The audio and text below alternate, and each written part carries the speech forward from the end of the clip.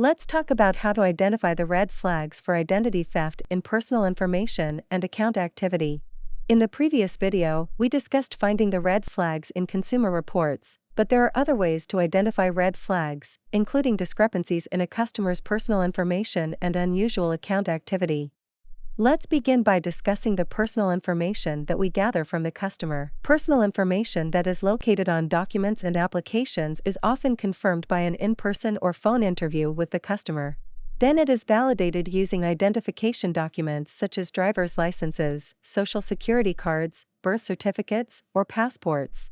When confirming personal information, it is also important to be sure that the documents provided are not altered or forged. Check that the photograph and the physical description matches the customer's appearance.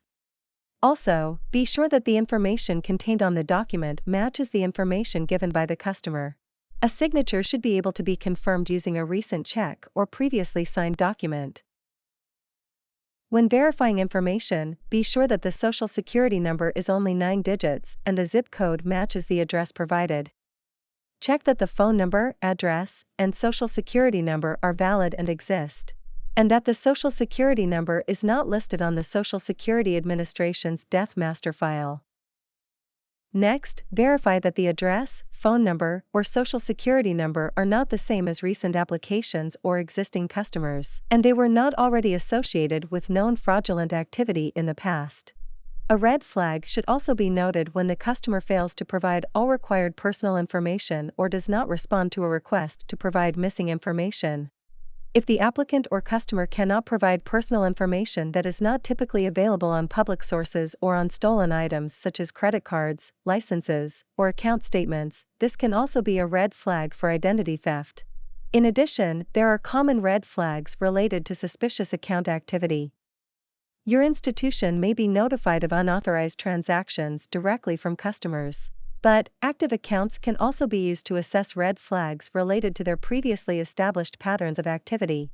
Inconsistent patterns of activity with established accounts may include late or missed payments, an increase in the use of credit, a change in purchase or spending patterns, or a change in fund transfer patterns with deposit accounts. There are known patterns of fraud that should alert you to suspect identity theft. These include a usage of the majority of credit available. Available credit is used to purchase items that are easily converted to cash. Or the customer fails to make the first payment.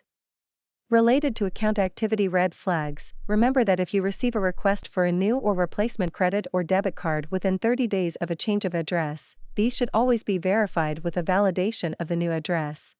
Also, paper account statements and mail that is returned undeliverable may indicate possible identity theft.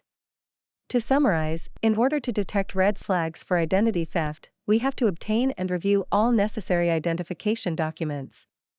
These documents must be validated using the required authentication information and any red flags noted and followed up on. We must also monitor transactions and accounts for suspicious activity and follow up with any alerts or red flags detected. In the next section, we will discuss how to respond to any identified red flags.